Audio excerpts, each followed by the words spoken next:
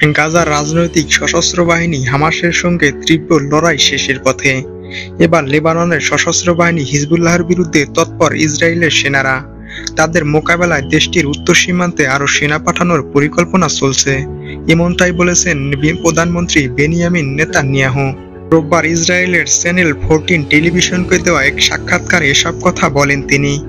Netanyahu বলেন, আমাদের কিছু বাহিনী উত্তরে স্থানান্তর করার সম্ভাবনা রয়েছে এবং আমরা তা করব। তার এই মন্তব্য এটা স্পষ্ট হামাস নয়, বরং ইসরায়েলের এবারের টার্গেট লেবানন।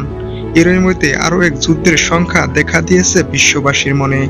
সোমবার ফাস্টপোর্টের প্রতিবেদনে উঠে আসে এসব তথ্য। 7 অক্টোবর গাজা যুদ্ধ শুরু হওয়ার পর থেকেই আবারও মাথাছাড়া দিয়ে উঠেছে ইসরায়েল হিজবুল্লাহর মধ্যেকার উত্তেজনা। গত সপ্তাহে এই কোন্দল আরও চরম আকার ধারণ করে, কেননা উভয় পক্ষই একে অপরকে হুমকি দিয়ে আসছিল। সাক্ষাৎকারে নেতানিয়াহু জোর দিয়ে বলেছেন, সীমান্তে ইরান সমর্থিত হিজবুল্লাহর সঙ্গে গুলি বিনিময় বৃদ্ধি পাওয়ার কারণে এই সিদ্ধান্ত নিয়েছেন তিনি। গাজায় যুদ্ধের সময় লেবাননের সীমান্তবর্তী ইসরায়েলি শহরগুলি খালি করা হয়েছিল। ওই সব এলাকায় নিজেদের বাসিন্দাদের ফিরিয়ে আনার কথা বলেন তিনি। নেতানিয়াহু বলেন, প্রতিরক্ষামূলক ব্যবস্থা আমাদের প্রথম এবং সর্বাধিক অগ্রাধিকারযোগ্য। দ্বিতীয়ত, আমরা আমাদের বাসিন্দাদের ফিরিয়ে আনতে চাই। কূটনৈতিকভাবে না হলেও অন্যভাবে আমরা তাদেরকে ফিরিয়ে আনব। তবে আসন্ন এ যুদ্ধের সংখ্যায় মধ্যপ্রাচ্যের ঘাঁটিগুলিতে থাকা মার্কিন সেনাদের নিরাপত্তা নিয়ে চিন্তিত বাইরের প্রশাসন। এপ্রিল মাসে ইরানের ড্রোন হামলা মোকাবেলায় যে ধরনের সহযোগিতা করেছিল যুক্তরাষ্ট্র, লেবাননের হিজবুল্লাহর সঙ্গে সর্বাত্মক যুদ্ধ হয়তো তেমন সহযোগিতা করতে পারবে না মার্কিন সেনাবাহিনী।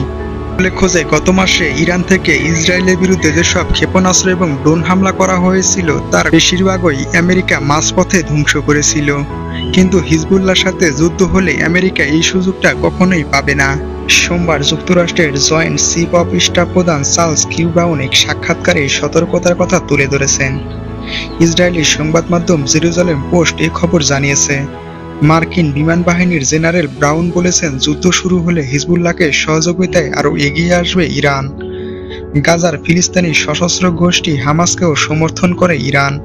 কিন্তু জেনারেল ব্রাউন বলেছেন, হিজবুল্লাহর পাশে ধীরুভাবে দাঁড়াবে তেহরান, বিশেষ করে তারা যদি মনে করে হিজবুল্লাহ গোষ্ঠী বড় ধরনের হুমকির মুখে রয়েছে। মার্কিন সেনাপ্রধান বলেছেন, লেবাননে ইসরায়েলের সামরিক অভিযানের ফলে বৃহত্তর যুদ্ধ শুরুর ঝুঁকি বাড়বে। এর ফলে মার্কিন সেনারা বিপজ্জনক অবস্থায় পড়বে। জেনারেল ব্রাউন বলেছেন, মার্কিন সেনাদের সুরক্ষা নিশ্চিত করা যুক্তরাষ্ট্রের অগ্রাধিকার। ফেব্রুয়ারি থেকে মধ্যপ্রাচ্যের কোনো সামরিক ঘাঁটি হামলার শিকার হয়নি, তবে দুপক্ষই অনড় অবস্থানে থাকায় যে কোনো মুহূর্তে এই যুদ্ধ শুরুর আশঙ্কা করা হচ্ছে। এমন পরিস্থিতিতে নিজেদের শক্তি সামর্থ্যের যোগান বাড়াতে গাজার রাফা থেকে সেনা ও যুদ্ধ সরঞ্জাম সরিয়ে লেবানন সীমান্তের কাছে নিয়ে যাচ্ছে ইসরায়েল। একই সঙ্গে আরও অস্ত্র পেতে দেশটির প্রতিরক্ষামন্ত্রী ছুটে গেছেন প্রধান মিত্র যুক্তরাষ্ট্রের কাছে।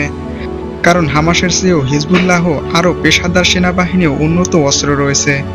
হিজবুল্লাহর ভান্ডারে রয়েছে প্রায় 1.5 লক্ষের মতো মিসাইল এবং উন্নত অনেক প্রযুক্তি, যা তারা ইরান থেকে পেয়েছে। ইসরায়েলের প্রতিরক্ষামন্ত্রী কিয়োভ গ্যালার্ট রোববার মার্কিন কর্মকর্তাদের সঙ্গে বৈঠক করতে ওয়াশিংটনে পৌঁছান।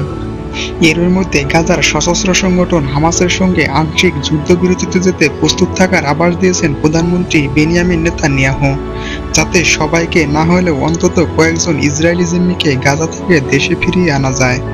তবে গাজা যুদ্ধ অবসানের পথ সুগম করবে এমন কোনো চুক্তিতে যেতে তিনি এখনও রাজি নন।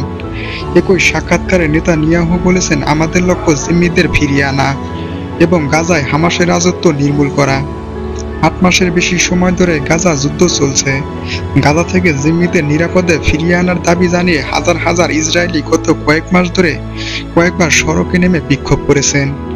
বিক্ষোভকারীদের মূল দাবি যে কোনো মূল্যে জিম্মিদের দ্রুত ফেরত আনা এবং দেশটিতে আগাম নির্বাচন দেওয়া।